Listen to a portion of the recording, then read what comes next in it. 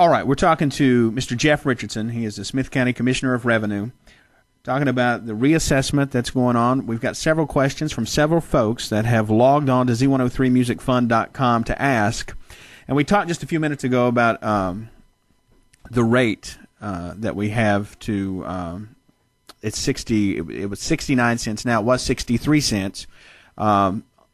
On real estate, will this decrease, increase, stay the same, and is there a percentage cap for this number? Blake, that's a difficult question that the Board of Supervisors is going to have to answer in their upcoming budget. And I know that I've had to call up to the county office and ask a question and maybe asked to speak to Charlie Atkins, who's the Chief Financial Officer, and Charlie's not available because he's in meetings trying to work up a county budget. It's the problem, one of the problems that we've had in Smith County since I've been Commissioner of Revenue that I've noticed is that we have had, generally speaking, a flat amount of revenue coming in. There's not really been a lot of growth. In particular, this past year, everyone probably noticed that their valuations of their automobiles decreased tremendously. I'll give you one example. A gentleman bought an automobile in Smith County, and we can see on our records what people paid. It was an automobile, a very nice automobile. The purchase price was approximately $56,000. That was in July of that year. By January of the following year, January 1 of 09, the NADA book for loan value, now this is loan value, put the value of that vehicle at $30,000. That happened across the board. So for that fiscal year, Smith County lost hundreds of thousands of dollars in revenue because automobiles dropped. 58% of all monies for that particular year, fiscal year, on the personal property side were generated by automobiles. Now, this year, unfortunately, what I've seen, or I believe that we're going to end up seeing, is a decrease in revenue from machinery and tool tax, which is manufacturers. Because of the recession, manufacturers are not going out and buying new equipment and retooling, which means that their older equipment continues to depreciate an additional 10%. Also, we had, unfortunately, the industry within Chilhowie that shuttered its doors, and I believe that they have closed their business down and have removed their equipment. That, I believe, if I remember correctly, is somewhere in the neighborhood of a loss of $130,000. What ended up happening, and this was, and I don't want to be presumptuous, but I know that these were what some of the numbers. Last year, the board decided to change that tax rate on real estate from 63 cents to 69 cents per hundred. The reason they did so, I believe, was because of that lost revenue that they were seeing in other categories. They also increased the machinery and tool tax. And as a result of that, it seems like the number that it generated was maybe $600,000. It really takes a lot of assessment of real estate to generate money. It is amazing how much it takes. For example, right now at our current tax rate, for you to find an additional $69,000 in revenue, that means that you would have to find $10 million of real estate being assessed. $10 million of real estate assessed equals $69,000. Everyone looking at their home can realize that finding $10 million of real estate, that can be tough. And I think the board last year felt, and I don't want to be presumptuous again, but I was looking at the numbers, that they were seeing drops in revenue in particular categories and felt like that they had to make up that difference in others. And I know some folks that I spoke to looked at their taxes and said, my real estate went up, but my personal property went down due to the valuations of automobiles. To the board's credit, all across the state of Virginia, this was a huge problem, and there was a lot of pressure put on a lot of commissioners of revenue to change the methodology in which they arrived at the valuation figure. I have the authority to do that. I choose NADA book at loan value for automobiles, for example. There were jurisdictions that were putting pressure on commissioners to say, hey, look, don't do it at loan value. We want you to do it at retail.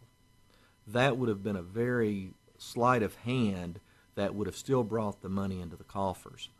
Not one board member in the county urged us to change that methodology. It wouldn't have been any good. I wouldn't have changed it, because if you're going to establish a methodology, the objective is to be consistent with it.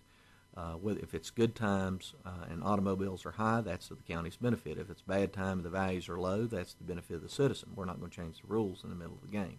If the rate does increase, this is a question that, and we kind of, we're at this end of the spectrum, and the next question will go to the other end. If the rate increases, how can you expect people who are barely getting by to pay even more for seemingly less services? With high unemployment, teachers losing jobs, cuts in services, that was a large theme in a lot of the emails that we've got. So if the rate increases, how do you expect people to pay? Again, Blake, and I didn't answer one portion of the last person's question about the cap on it. Let me go ahead and address that, because I don't intend to ignore any questions. What ends up happening is that the Board of Supervisors will have to have a public hearing to have the citizens' input on the tax rate. If there is a greater than a 1% gain on revenue, they have to do that. If it's less than 1%, they don't have to do so. So I would think that that's going to end up being the case. And again, as I've said, this process creates anxiety. Because people is the unknown. And also there's an assumption that there's going to be an automatic tax increase. There may be some, I don't know. But that is going to be dependent upon what that board eventually decides what that tax rate is going to end up being.